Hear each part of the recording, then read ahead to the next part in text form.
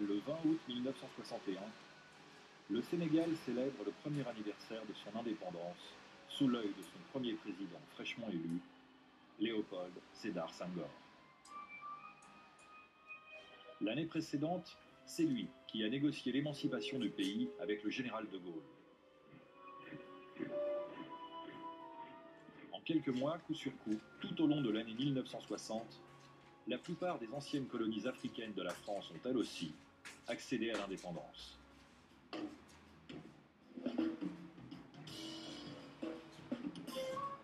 Officiellement, les territoires français d'Afrique sont donc désormais libres. Une liberté qui leur a été octroyée par une puissance coloniale qui pourtant veut garder le contrôle sur ses anciennes possessions.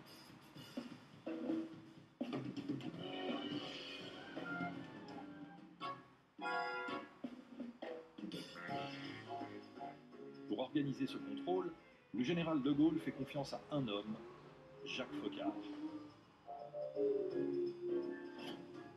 Foccart, qui s'appuie sur des gouvernements complaisants, parfois complices, comme ceux de Félix Houphouët-Boigny en Côte d'Ivoire ou de Léopold Sédar Senghor au Sénégal. Ce jour-là, les Sénégalais fêtent les indépendances africaines. Mais que valent vraiment ces indépendances ?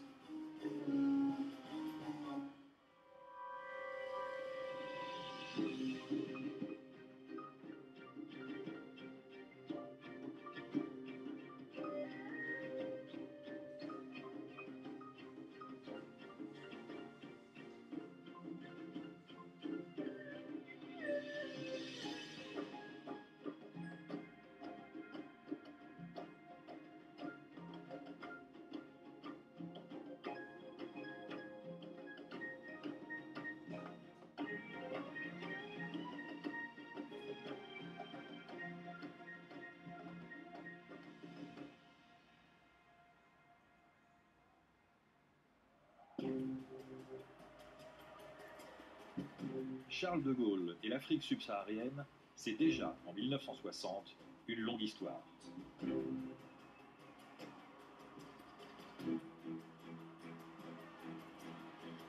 Le général connaît bien le continent africain. Il lui vaut même une affection particulière. Une affection qui remonte au 18 juin 1940. Lorsqu'il lance son appel à la poursuite du combat, c'est d'Afrique que vient le premier ralliement, celui de Félix Éboué, gouverneur général du Tchad, un Guyanais, mais le seul noir à diriger une colonie française en Afrique. De Félix Éboué, de Gaulle dira qu'il était l'un de ces noirs ardemment français. Et de fait, sans le ralliement du gouverneur Éboué à la France libre le 18 juin 1940, de Gaulle n'aurait été qu'un chef sans territoire, qu'un général sans armée. Jamais il n'aurait pu imposer aux Alliés que la France figure, à l'issue de la guerre, parmi les vainqueurs. Paradoxalement, c'est donc au cœur de l'Afrique noire qu'est véritablement née la France libre.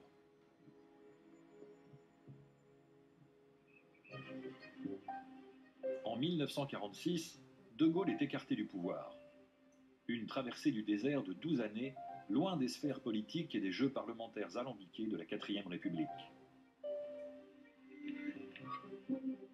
S'il a été rappelé aux affaires en 1958, c'est pour en finir avec la crise algérienne. Une sale guerre que l'opinion française ne supporte plus.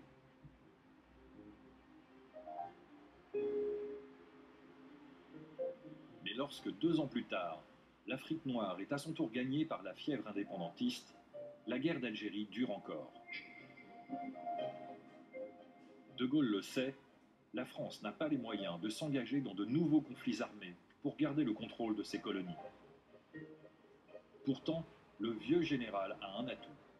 Il est très populaire dans les territoires français d'Afrique subsaharienne. Dans certains pays, dans certaines villes, il est même l'objet d'un véritable culte qui le présente comme une sorte de divinité dotée de pouvoirs magiques.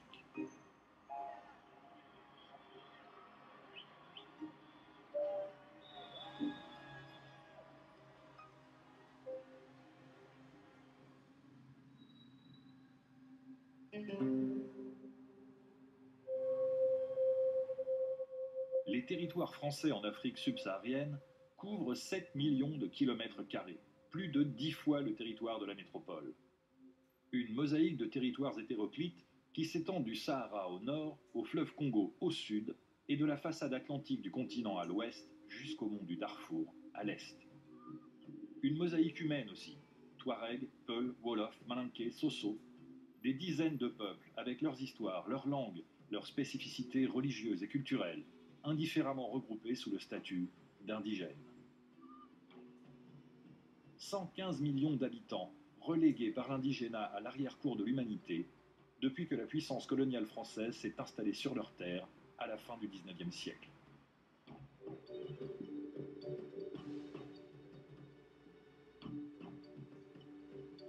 Des terres dont les richesses colossales sont inexorablement aspirées vers la métropole. Or, diamants, platine, pétrole, uranium, mais aussi café, caoutchouc, cacao.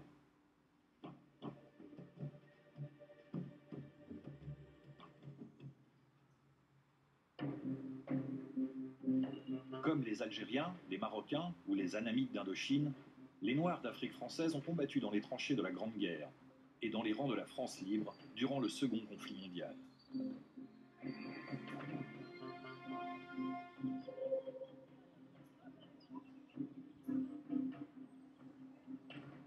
La 4e République leur a octroyé le droit d'élire des députés à l'Assemblée nationale française, des députés qui ne représentent que les indigènes des colonies.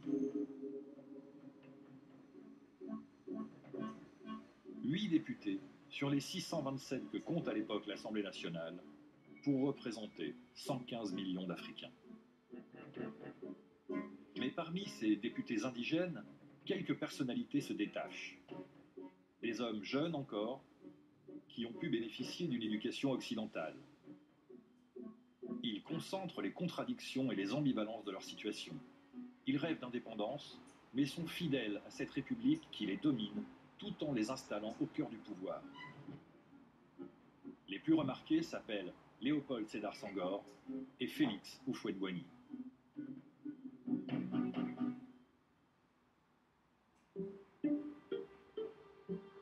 Félix Houphouët-Boigny est né en 1905 dans la région de Yamoussoukro, en Côte d'Ivoire.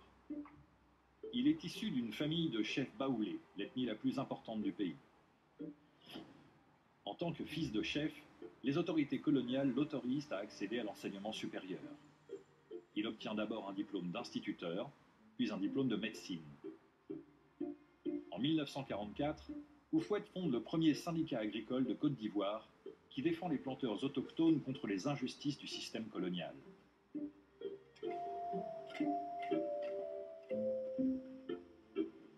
À la sortie de la guerre, il est l'un des 2 députés ivoiriens élus à l'Assemblée nationale.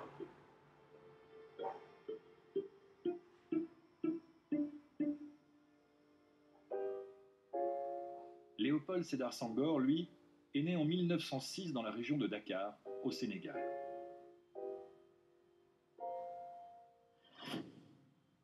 C'est un citadin issu d'une famille aisée, passionné de littérature française. Il fait ses études en métropole. Il est le premier Africain à obtenir le titre d'agrégé de grammaire en 1935.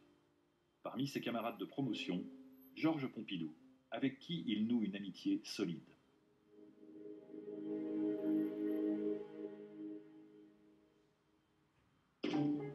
En 1939, il est mobilisé dans un régiment d'infanterie coloniale.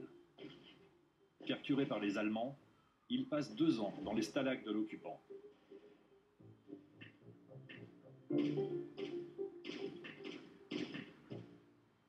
Libéré en 1942, il s'engage dans la résistance.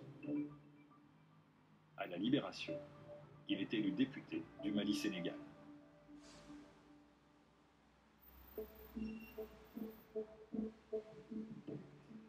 À l'Assemblée nationale, Félix Houphouët-Boigny est le plus actif. Il propose une réforme du système de santé dans les colonies.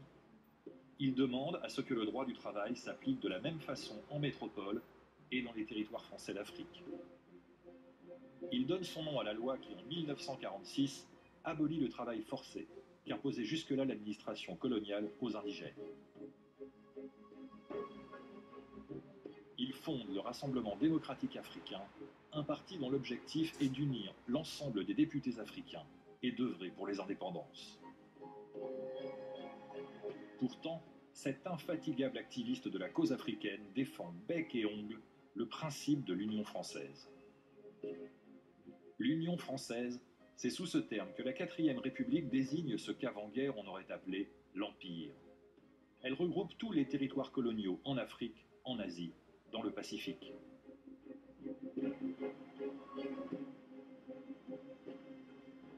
Des territoires dans lesquels il n'y a plus en principe d'indigènes ou de colons, seulement des citoyens. Mais dans les faits, l'administration, l'économie sont gérées depuis Paris. Et surtout, l'Union française refuse toute idée d'indépendance.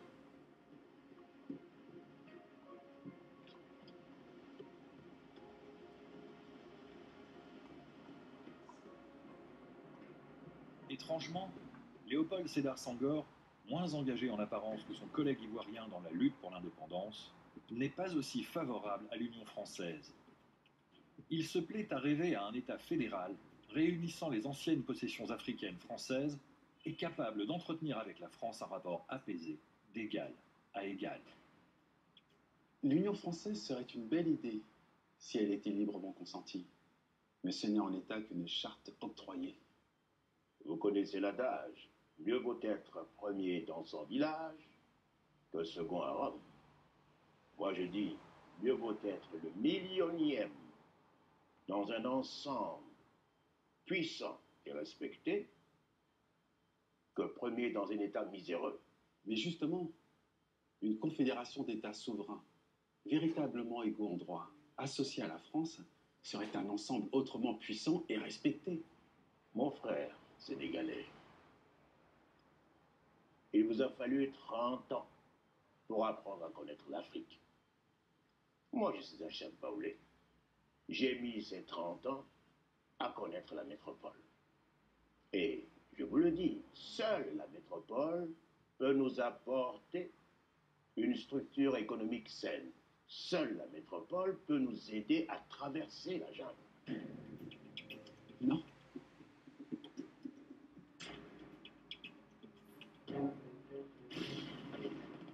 En 1946, la guerre éclate en Indochine. Elle s'achève en 1954 dans la plaine de Dien Bien Phu. L'Union française perd ses territoires asiatiques. 6 mois plus tard, l'Algérie s'embrase. L'ordre colonial ancien a vécu.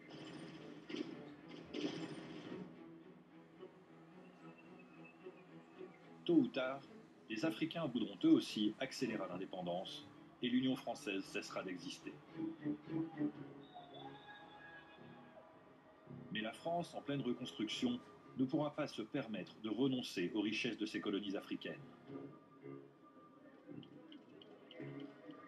Il va donc falloir accepter les indépendances, mais les accompagner, les organiser même, pour préserver ce que De Gaulle considère comme les intérêts supérieurs de la France.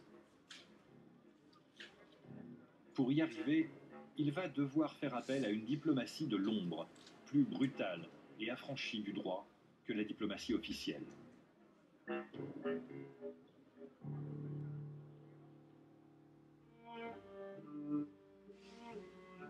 Pour la mettre en œuvre, il peut s'appuyer sur un homme prêt à tout et d'une fidélité à toute épreuve. Cet homme, c'est Jacques Foccart.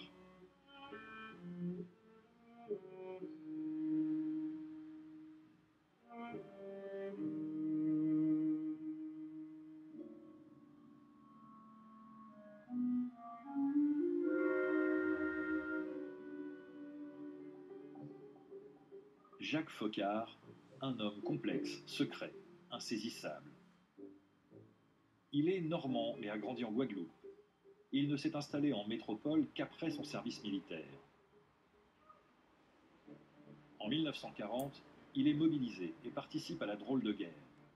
Après la défaite, il s'installe en Mayenne et crée une affaire de vente de bois. Il n'hésite pas à travailler avec les Allemands. Mais dans le même temps, il s'engage dans la résistance. Il fonde le réseau Action Tortue, un réseau chargé par Londres de rassembler des informations sur les défenses allemandes en Normandie, puis au moment du débarquement allié, de ralentir les mouvements de troupes de la Wehrmacht. Foccart révèle alors un tempérament de chef de guerre, faisant le coup de feu et harcelant durement les troupes allemandes qui cherchent à rejoindre la zone des plages. Une expérience qui bouleverse sa vie. Dans la résistance, le négociant en bois prend goût aux actions clandestines, il aime l'odeur de la poudre et celle du soufre. Après la libération, il est intégré au service de renseignement français. Foccart, espion de la République, continue pourtant à gérer son entreprise d'exploitation forestière, une couverture parfaite. Gaulliste convaincu, il intègre peu à peu le cercle très restreint des intimes de Charles de Gaulle. En 1954, il devient secrétaire général du parti gaulliste, le RPF. Dans l'ombre, déjà, il est l'un des plus actifs parmi ceux qui, en coulisses, préparent le retour du général au pouvoir en 1958.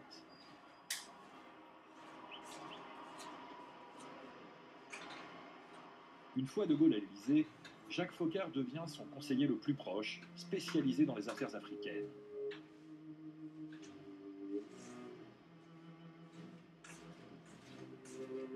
Il est l'un des très rares hommes en qui le général place une confiance aveugle, l'un des seuls aussi qui voit le président pratiquement chaque jour. La mission que se voit confier Foccart est à la fois simple et colossale, arrimer coûte que coûte l'Afrique francophone à la métropole. Nous avions un empire, nous ne l'avons plus. De Gaulle est lucide, le temps des colonies, comme celui de la marine à voile, est un temps révolu. C'est ainsi. Mais la France, si elle veut que sa voix reste celle d'une grande puissance, doit s'appuyer sur une zone d'influence qui soit plus grande qu'elle. Pour parler haut dans le monde. Cette zone d'influence, c'est l'Afrique. La décolonisation au cours doit être une réussite dans l'amitié et en accompagnant ces populations. C'est de cela que je vous charge. Restaurer la grandeur perdue de la France, c'est la pierre angulaire de la vision gaullienne du monde. C'est l'obsession du général président depuis que 18 ans plus tôt, il a rejoint Londres et créé la France libre.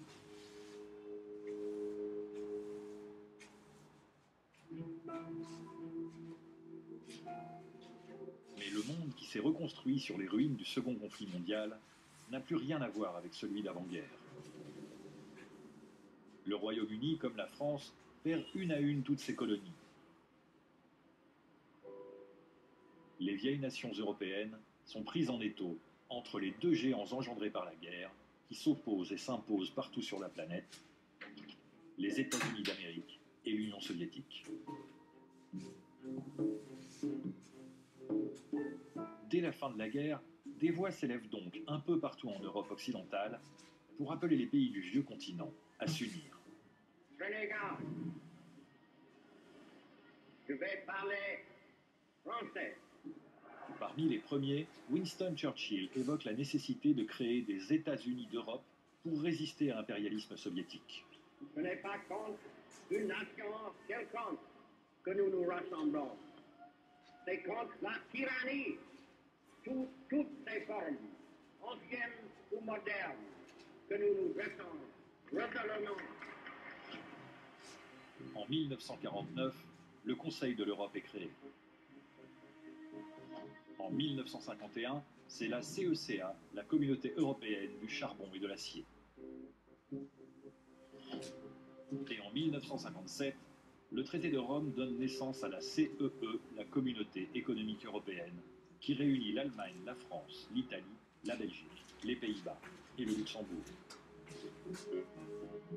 Les députés africains à l'Assemblée nationale se sont d'abord méfiés de cette construction européenne qui semblait vouloir tenir à l'écart les territoires d'outre-mer. Mais le traité de Rome, lui, les intègre. Les territoires ou États ayant des relations particulières avec les membres de la CEE, un euphémisme pour désigner les colonies, seront traités comme des pays signataires du traité. Du coup, certains, Comme Léopold Sédar Senghor, il voit une chance pour l'Afrique. L'Europe est en train de s'unir. L'Europe est en train de s'unir. Le traité de Rome n'est qu'un début. Mais enfin, il inscrit durablement le mot paix au frontispice de ce vieux continent. La paix, mon ami, n'est pas un mot. C'est un comportement. Mon cher Félix, vous vous réfugiez trop facilement derrière vos sentences. Vous ne voyez pas quelle opportunité s'offre à nous? Imaginez des États africains autonomes, associés via la France à la communauté européenne. Nous pouvons, si nous voulons, construire le plus grand espace de paix et de coopération du monde. L'Eurafrique. Votre Eurafrique, je n'y crois pas, non. Vous vous trompez. Ce qu'il nous faut construire, c'est autre chose. C'est la France-Afrique. La France-Afrique, le mot est lâché. Et Félix Houphouët-Boigny, qui est l'auteur de ce néologisme, en sera aussi un des plus efficaces artisans.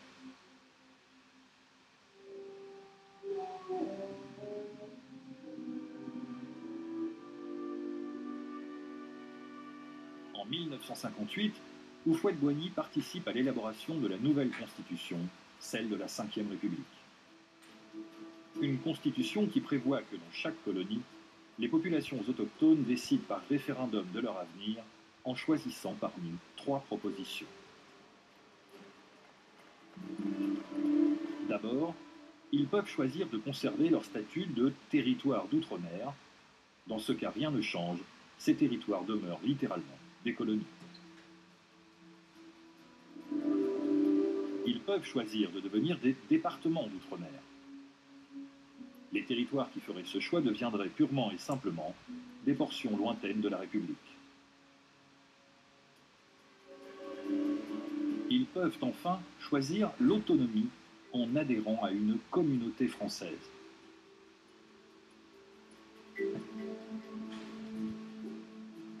La communauté française, la dernière tentative de la France pour empêcher ses colonies d'accéder à une véritable indépendance. Concrètement, les territoires qui choisiront d'adhérer à la communauté deviendront bien des États autonomes, avec leur propre administration, leurs propres institutions politiques, leur police, leur justice. Ils pourront, dit le texte, gérer démocratiquement et librement leurs affaires.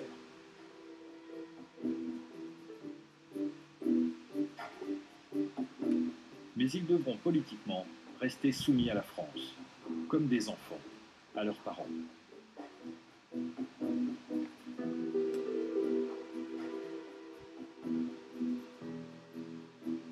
Félix Houphouët-Boigny se fait dans toute l'Afrique française l'ardent défenseur de cette communauté.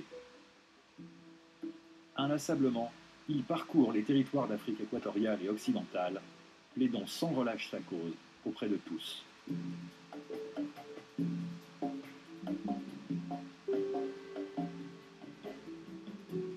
Et ça marche.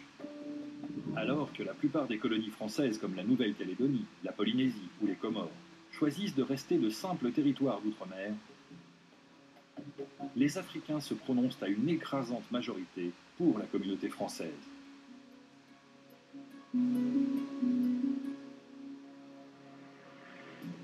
Et tous les territoires français d'Afrique occidentale et équatoriale en deviennent des États membres.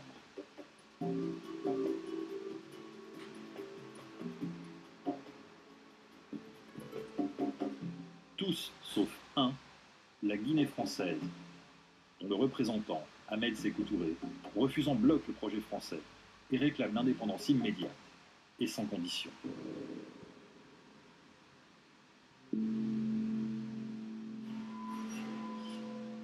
Sékou Touré est, comme Houphouët ou Senghor, député à l'Assemblée nationale française. Mais il est plus jeune, il n'a été élu qu'en 1956. Et puis il n'a pas bénéficié de la même éducation que ses homologues ivoiriens et sénégalais.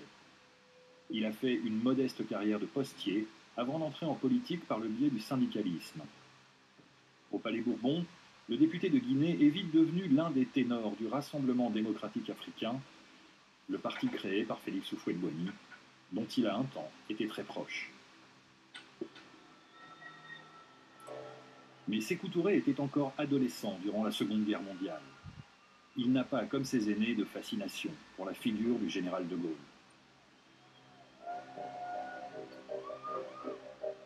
En 1958, le général effectue une grande tournée africaine pour promouvoir le projet de communauté française. Partout, il est acclamé, et les actualités filmées diffusent en boucle les images de l'accueil enthousiaste que les foules africaines lui ont réservé. Partout, sauf en Guinée.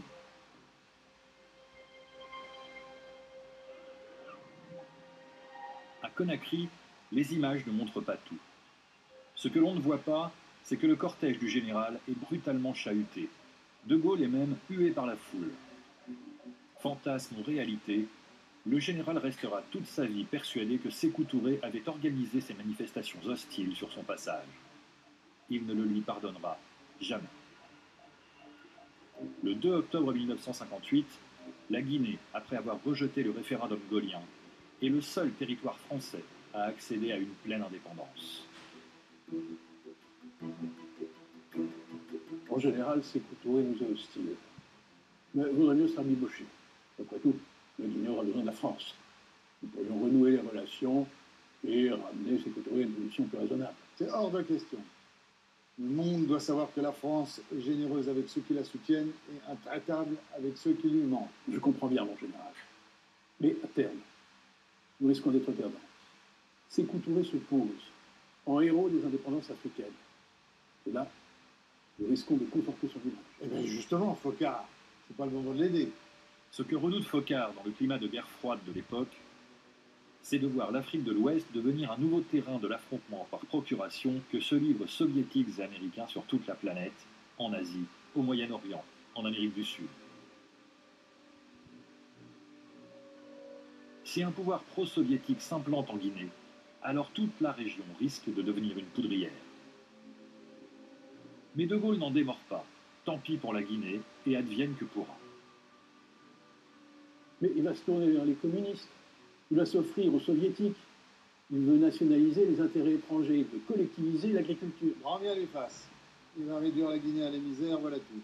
Nous, nous aidons ceux qui nous aident. Il y a peut-être d'autres moyens plus discrets et plus efficaces. Enfin, Focard, cessez de me tympaniser avec la Guinée. Elle a fait son choix, tant pis pour elle. Dans les semaines qui suivent l'indépendance guinéenne, la France se retire brutalement du pays. La jeune République de Guinée est livrée à elle-même, sans transition. Les services administratifs sont désertés du jour au lendemain. Les infrastructures minières et pétrolières sont laissées à l'abandon.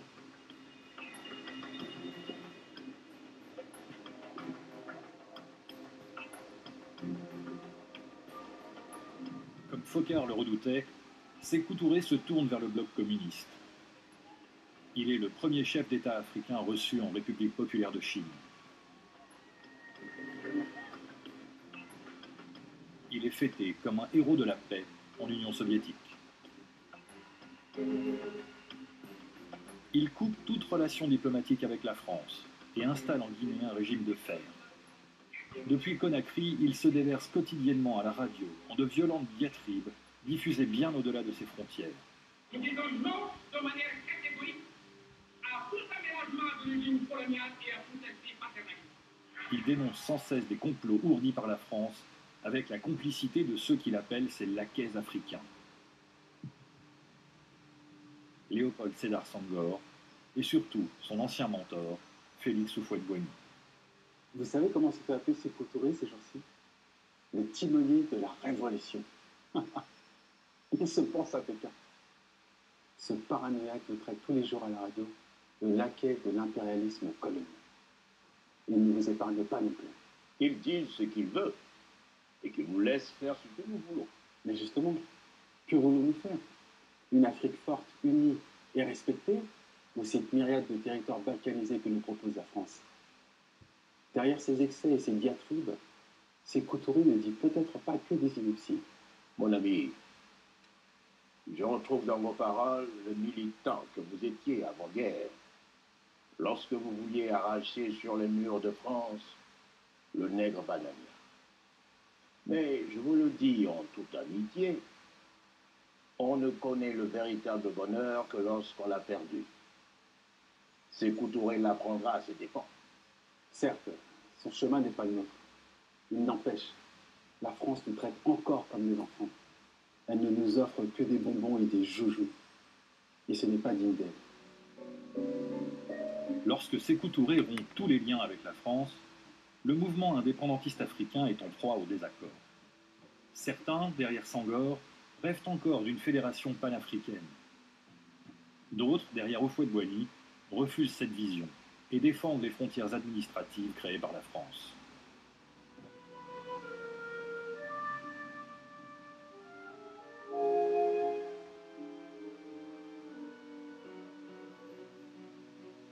L'indépendance inattendue de la Guinée bouleverse tous les plans français.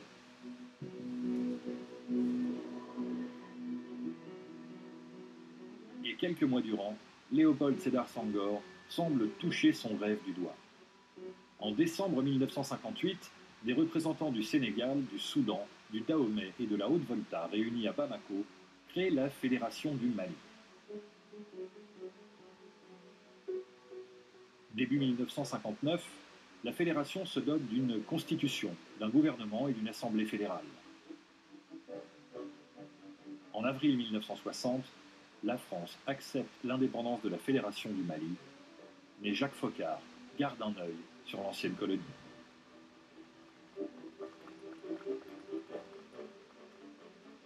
C'est Léopold Sédar Senghor qui, le 20 juin 1960, proclame officiellement cette indépendance.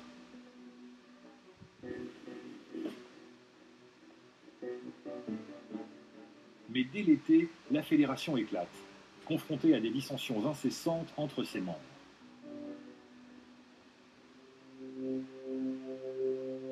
Le 20 août, le Sénégal fait sécession. Le 22, c'est au tour du Soudan, qui prend le nom de République du Mali. Les États-Unis d'Afrique, si chers à Senghor, n'auront existé que 2 mois. Et l'échec de la fédération du Mali-Sénégal est aussi celui de la communauté française. Car tous les territoires français d'Afrique réclament désormais leur indépendance. À Paris, on l'a compris, si la France veut garder sa zone d'influence, elle devra l'imposer pays par pays, gouvernement par gouvernement.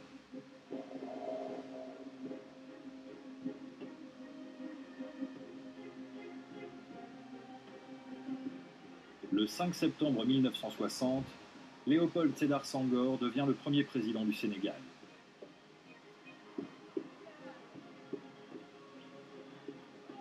Il le restera jusqu'en 1980 et sera toujours un allié fidèle de la France.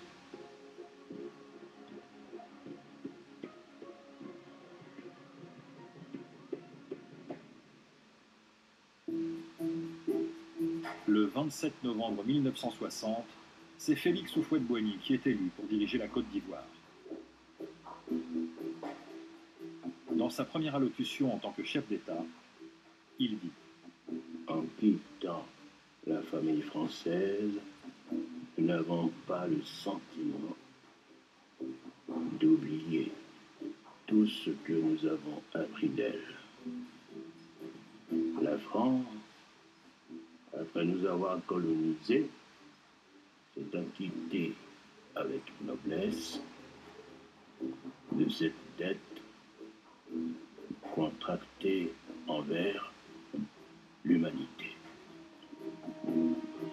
Senghor, Houphouët, 2 chefs d'État formés en France, depuis longtemps installés dans le paysage politique de la métropole, tous 2 sont aussi français qu'africains. Eux ne poseront aucun problème pour rester dans l'ombre de leur ex-puissance coloniale. Ils sauront même, au besoin, se faire les auxiliaires efficaces de la politique française. Mais ailleurs, tous les nouveaux États africains n'ont pas forcément d'hommes politiques au niveau des nouveaux présidents ivoiriens et sénégalais. Ou lorsqu'ils les ont, ils ne sont pas forcément aussi francophiles. L'heure de Jacques Foccart a sonné. Ce que la République ne pourra accomplir en Afrique par les voies ordinaires de la diplomatie, il s'en chargera dans l'ombre et le secret.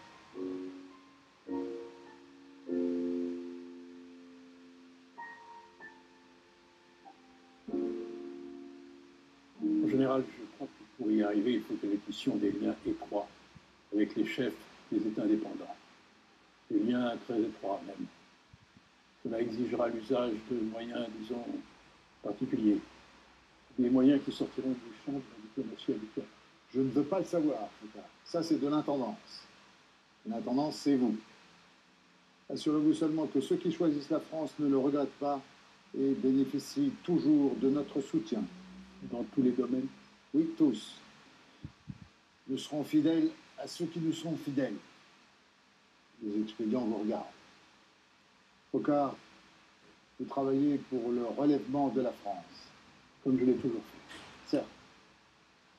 Eh bien, continuez. Officiellement, Focard est secrétaire général de l'Élysée, en charge des affaires africaines. Focard, En général. Mais aucun ministre n'a plus de pouvoir que lui. Il a la main sur la diplomatie française, sitôt qu'elle touche à son précaré africain. Personne n'a autant que lui l'oreille de Charles de Gaulle. Qu'un ministre l'oublie, et le général le rappelle immédiatement à l'ordre.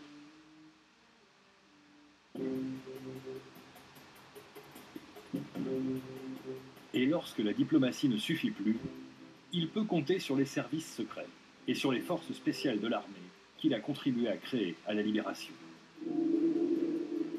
À l'époque, il travaillait avec un jeune officier issu de l'élite des commandos alliés durant la guerre, Paul Osarès. Depuis, le colonel Osarès s'est illustré en Indochine et surtout en Algérie. Il s'est montré l'un des plus implacables parmi les officiers parachutistes, pratiquant sans état d'âme les interrogatoires sous la torture ou organisant l'assassinat des chefs FLN. Au début des années 60, il est une référence en matière de guerre contre-révolutionnaire. Il participe même à la formation des agents de la CIA.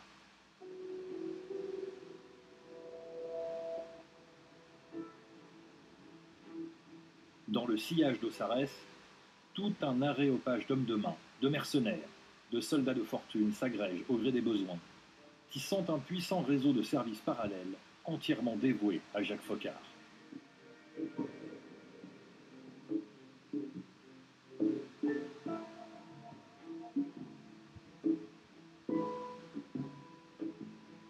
Et pour financer ces opérations occultes, Focard peut s'appuyer sur l'argent du pétrole, par le biais de l'Union Générale Pétrolière, qui deviendra ELF en 1966. Une entreprise publique chargée de prospecter et d'exploiter les gisements pétroliers en France et dans les colonies. Corruption, blanchiment, financements occultes, ELF sera la grande lessiveuse de l'argent sale de la France-Afrique.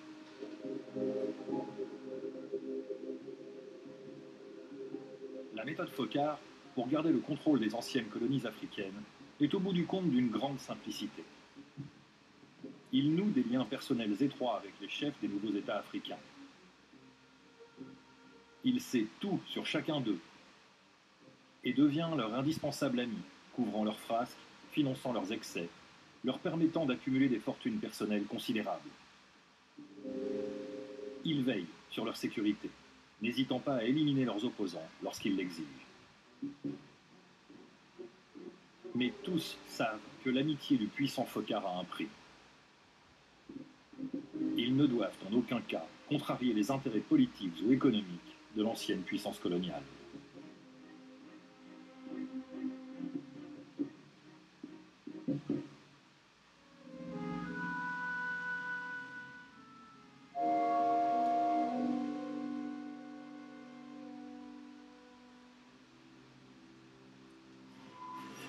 Au cours de l'année 1960, dans la foulée de la Côte d'Ivoire et du Sénégal, l'indépendance est proclamée au Mali, au Congo, au Gabon, au Tchad, sous la surveillance étroite de la France. Elle donne parfois lieu à des scènes pittoresques.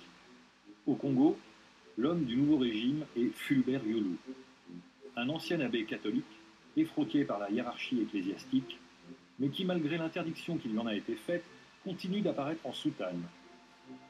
Des soutanes rouges de cardinal, ou blanches comme celle du pape, qu'il fait tailler sur mesure à Paris dans les ateliers de Christian Dior.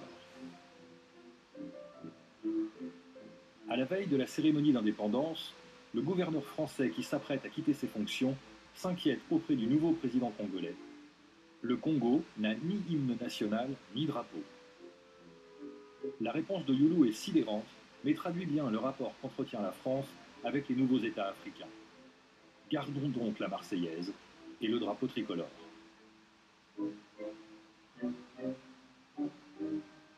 Avec l'appui de Foccart, l'improbable président du Congo instaurera un régime répressif et autoritaire entièrement soumis à ses excès. Ainsi le verra-t-on sortir de sa soutane un revolver pour en menacer les députés qui avaient osé contester son gouvernement.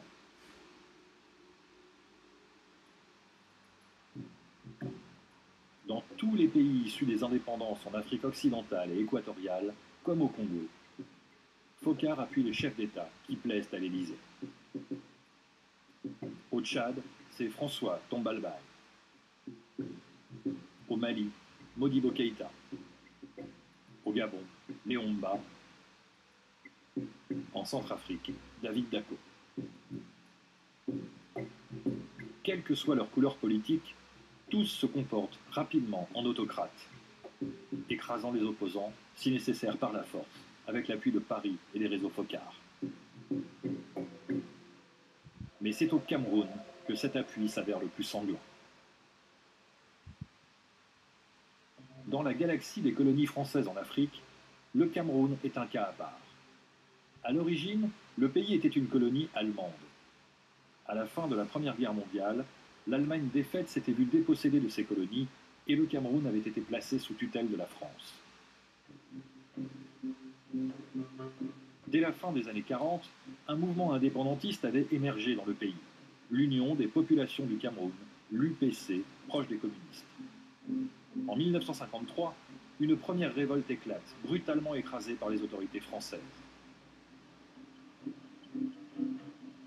En 1955, à nouveau, de violentes manifestations ont lieu dans tout le pays.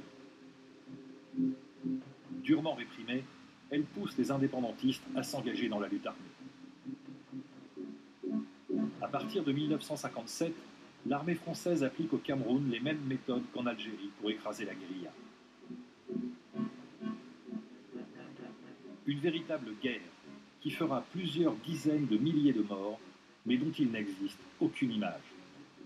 La France, d'ailleurs, ne reconnaîtra jamais l'avoir menée.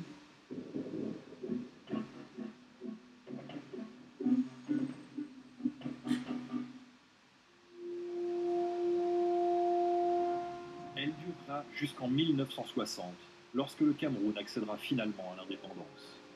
Le chef de l'État, soutenu par la France, s'appelle Amadou Ahidjo. Des années durant, il poursuit les opérations militaires contre l'UPC, appuyé clandestinement par des militaires français. Près de 70 ans plus tard, il n'existe aucun bilan du nombre de victimes de cette guerre cachée.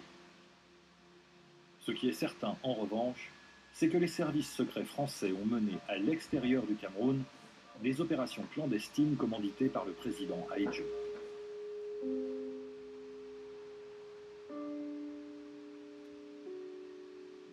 Novembre 1960, le docteur Félix Roland Moumié, opposant à Ahidjo, est réfugié à Genève, en Suisse. Il accepte de rencontrer un journaliste français qui veut l'interviewer dans un restaurant de la vieille ville. Ce qu'il ne sait pas, c'est que ce journaliste est en fait un agent des services secrets français. À la demande insistante de Jacques Foccart, pressé par son ami Amadou Ahidjo, le gouvernement français a autorisé une opération homo pour homicide. Durant le repas, l'espion parvient à 2 reprises à verser de la mort au rat dans le verre du docteur Moumié. La dose est trop forte, la victime est rapidement emmenée à l'hôpital et décède en quelques heures. La police suisse cueillera l'agent français à son hôtel avant qu'il ait eu le temps de s'enfuir.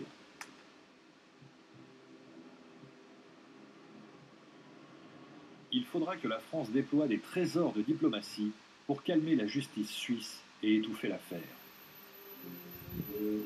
quels que soient les moyens mis en œuvre par la cellule africaine de l'Élysée, quelles que soient les barbouzeries jugées acceptables pour préserver les intérêts français en Afrique, ils ne seront jamais suffisants. Et la France devra, pour maintenir son influence, se faire toujours plus agissante et aller toujours plus loin dans la compromission.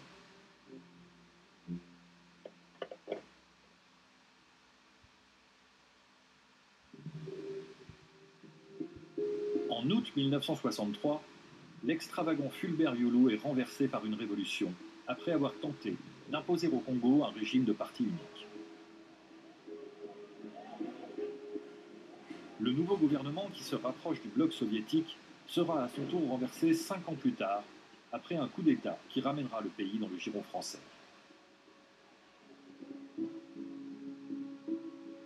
L'année suivante, c'est Léon-Mba, au Gabon, qui est renversé par un coup d'État, après avoir lui aussi voulu imposer un parti unique.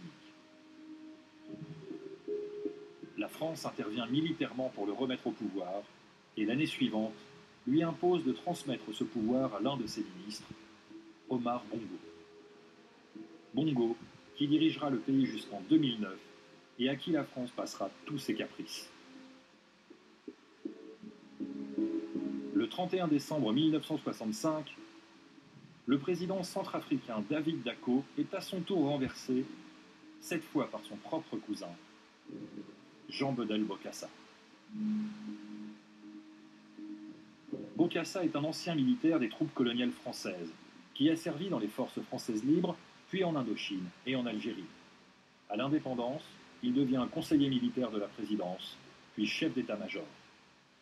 Lorsqu'il prend le pouvoir, il n'est pas appuyé par Paris et prend de court Jacques Foccart et ses réseaux. Foccart, finalement, nous pouvons nous accommoder de ce Bokassa.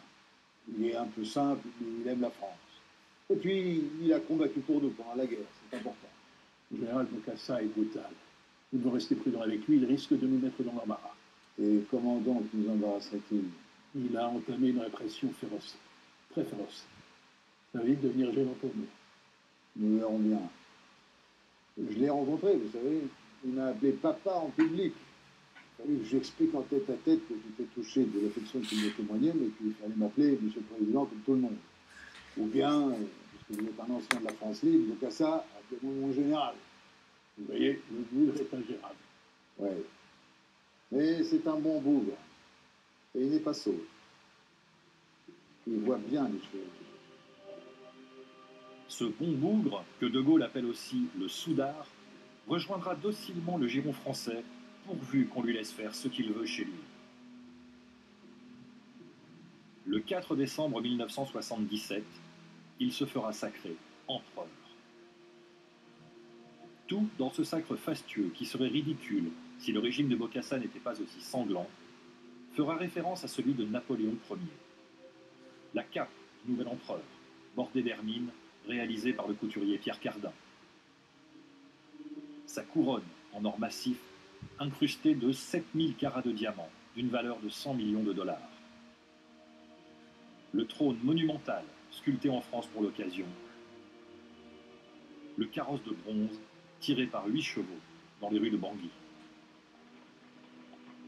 Aucun chef d'État, aucun représentant d'aucun gouvernement n'acceptera d'assister au sacre, à l'exception du Premier ministre de l'île Maurice et du ministre français de la Coopération, Robert Ganet.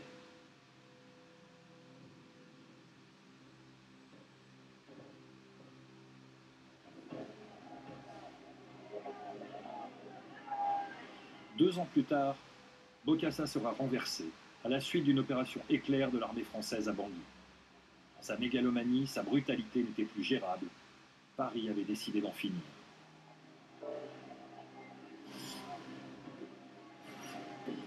Mieux que tout autre épisode, le sacre invraisemblable de Bokassa Ier et son renversement racontent la dérive des relations entre la France et ses anciennes colonies d'Afrique subsaharienne. Une dérive qui conduira les gouvernements successifs de la Ve République à accepter l'inacceptable au nom des intérêts supérieurs du pays et contribuera à plonger les pays africains dans un chaos politique de plusieurs dizaines d'années.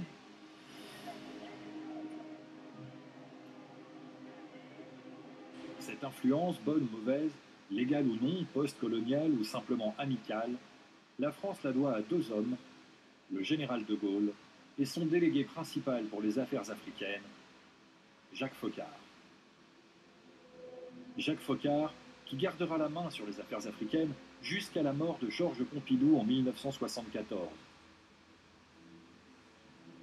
Mais même écartée sous Giscard d'Estaing et Mitterrand, l'influence de ces réseaux restera prépondérante.